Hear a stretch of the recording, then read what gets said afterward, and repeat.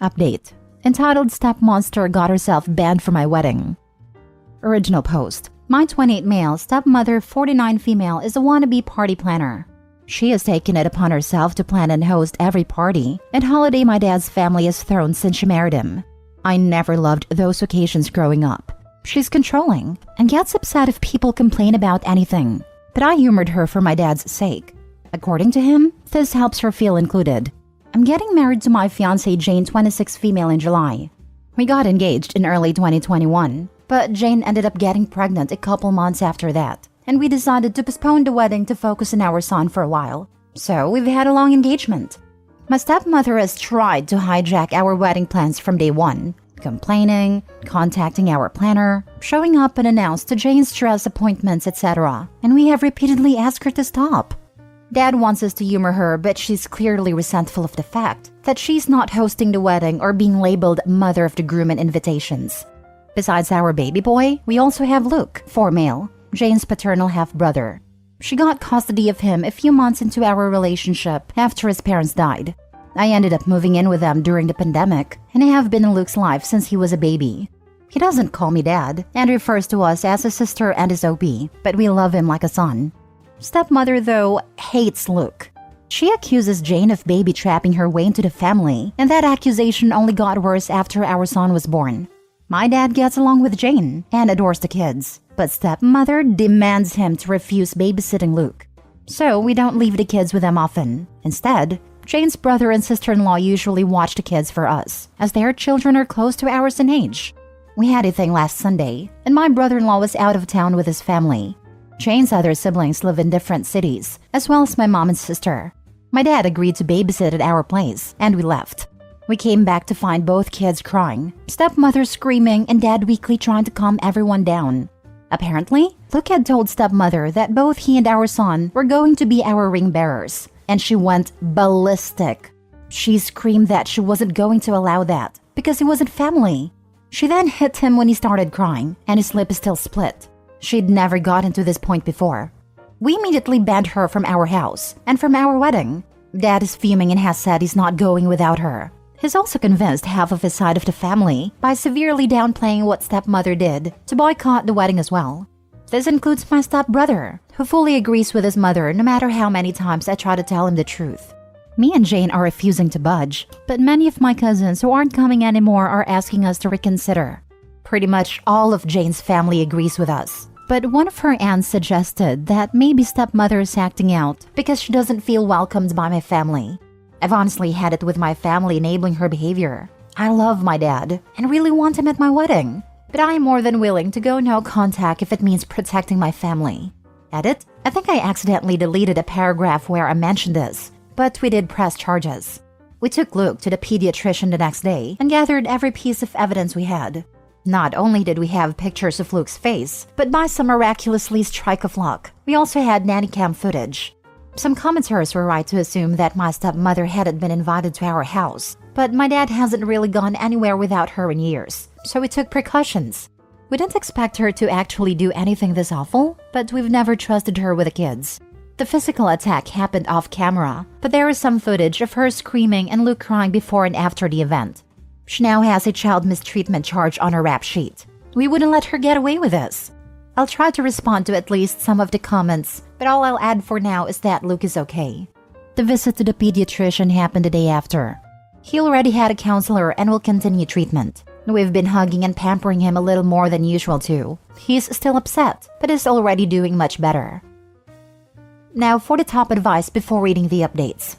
That is scorched earth level event. You could have pressed charges. Don't look back. Sorry about your dad, but he's literally enabling your kid's attacker. Any flying monkeys come your way, just reply with, since you apparently condone the verbal and physical harming of a 4-year-old child, trust us when we say you will not be missed at our wedding. This is the answer. Nothing short of scorched earth, father included. Defending this behavior is abhorrent. She would have gotten much worse than banned from the wedding if I came home to find my kid literally bleeding because of her striking him. I wouldn't budge on this. She's not acting out because she doesn't feel included. She's a narcissistic a-hole throwing tantrums because she doesn't get what she wants. I wouldn't blame you going totally no contact either. Your cousins asking you to reconsider are totally out of line. All I can think is, can your fiancé fight? Because I most definitely would have chosen violence that day. She's disgusting, and Opie's dad is indeed a coward.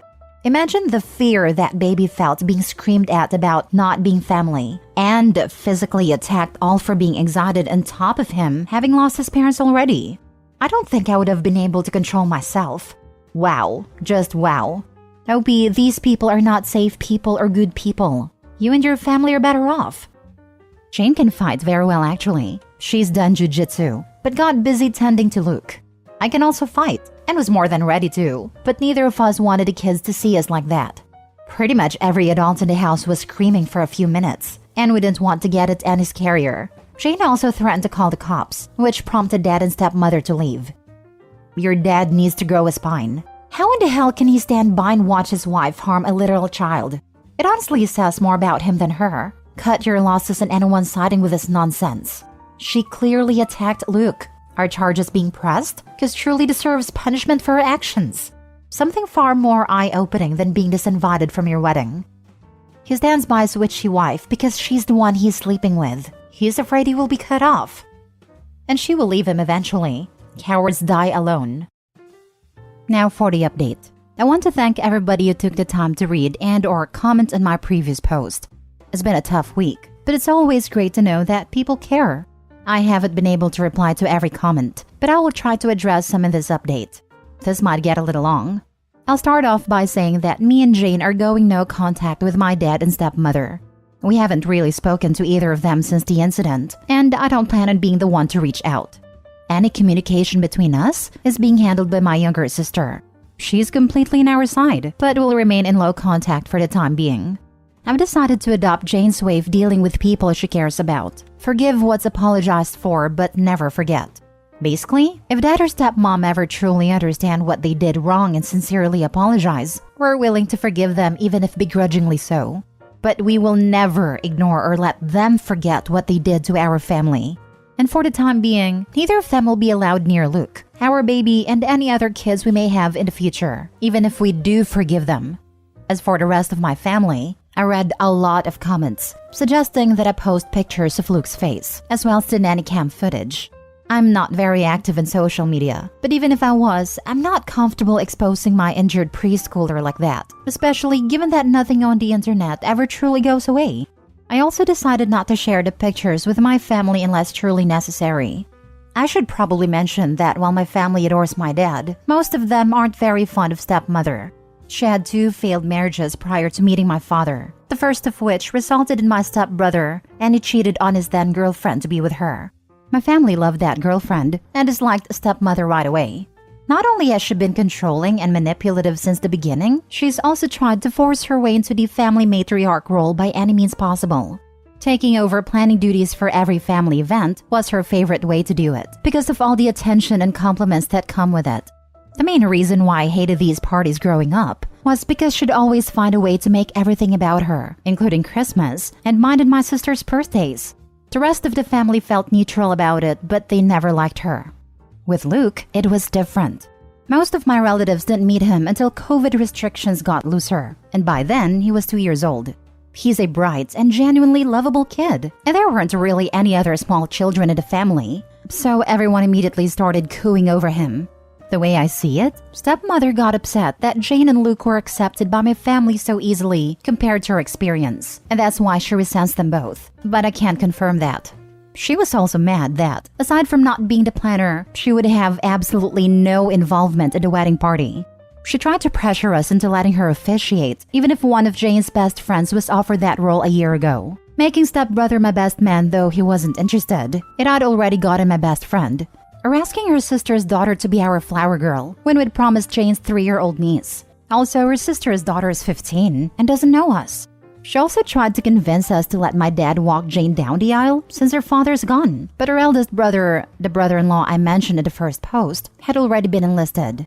Stepmother was disappointed that my family wasn't as involved in the wedding as Jane's, and kept making comments about how that would never happen if we put her in charge. All of that being said, there is nothing that can excuse being that awful to a child, especially if it really is the petty jealousy that I suspect. Because I haven't spoken with my father, my sister has been keeping me updated on what he's been up to. As I found out through her, the story my dad and stepmother told the rest of the family completely erases Luke's injury and the abuse charges. It insinuates that me and Jane banned them because we got annoyed with stepmother and decided to take it out on my dad as well. Because most people already disliked stepmother, explaining what actually happened that night wasn't hard, and most of the relatives that I actually wanted at the wedding have apologized and are berating my dad as well.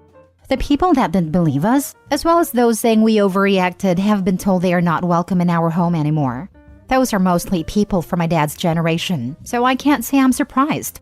But the realization that they're so biased that they're willing to protect a woman they hate after she hurt a child just to make my dad happy has assured me that I don't need any of them in my life.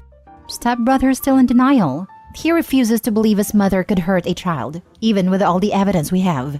I have to admit, I understand. I love my mom too, but that doesn't mean I'd excuse his obliviousness. So, he's banned too. It sucks, because we were close growing up, but I don't regret it. Besides, Jane has 3 other siblings besides Luke, the older brother-in-law, a twin brother, and a younger sister, and I'm closer to them than I ever was to him. Speaking of Jane's family, they're all furious over what happened and have been extremely supportive of us. Jane's maternal family basically adopted Luke after she got custody of him and have frequently called to make sure he's okay. We did manage to save some money with everybody we uninvited and have decided to use it to help Jane's cousin. She lives in a different country and was previously unable to come to the wedding, so we're paying for a plane ticket.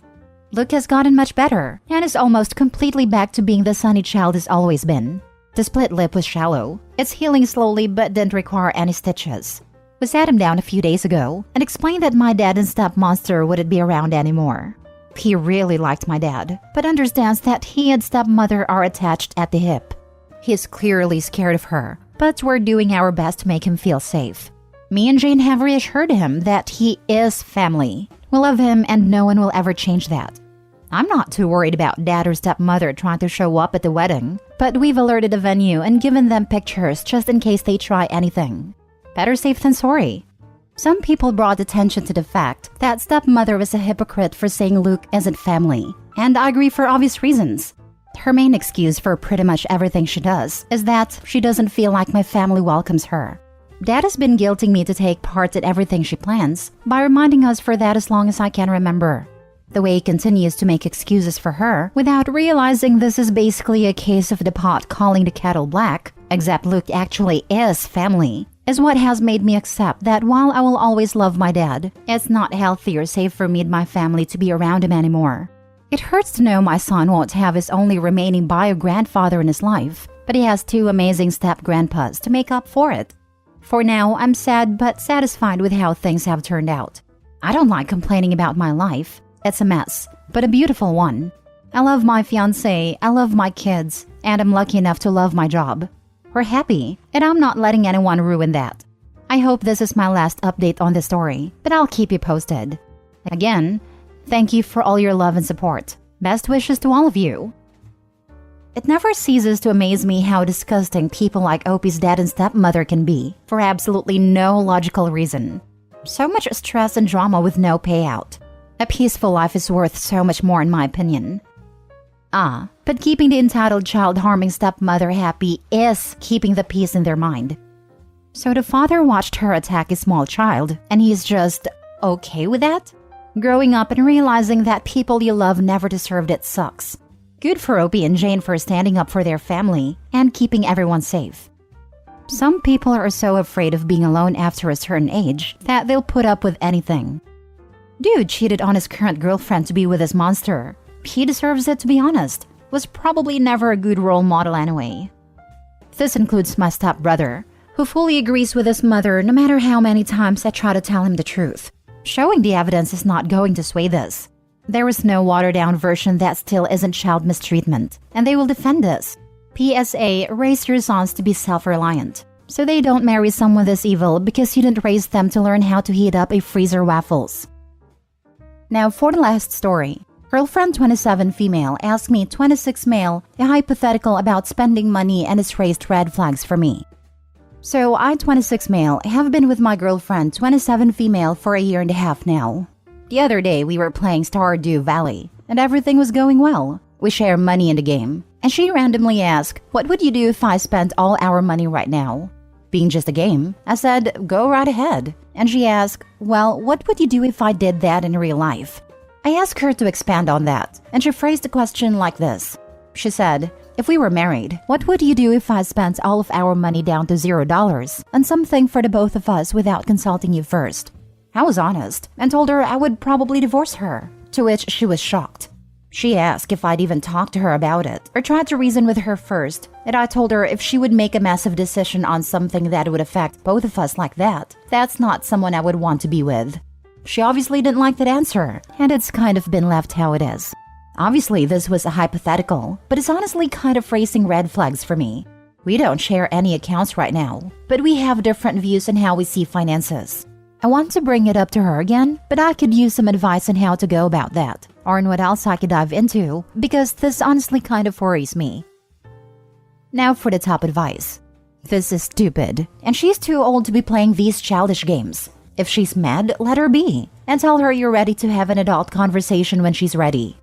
If you two were married and she made a unilateral decision to spend all of your money on anything without consulting you, that's a major issue.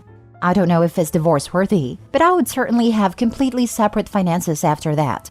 Being married takes maturity, and there's nothing mature about blowing all the money, no matter what it's for, without it being a joint decision. You're right to consider this a red flag. I've always hated hypotheticals for this reason. My ex would do them too, and if I didn't answer how she wanted, it would turn into an argument. Yes, to me it seems like a no-brainer that spending all of your money to $0 is something that you wouldn't want to avoid, but I feel she values money differently than I do. She likes to spend, and I like to save. Hypothetical questions regarding finances are actually a good way to gauge if you are on the same page and can help you have adult conversations about what future finances look like.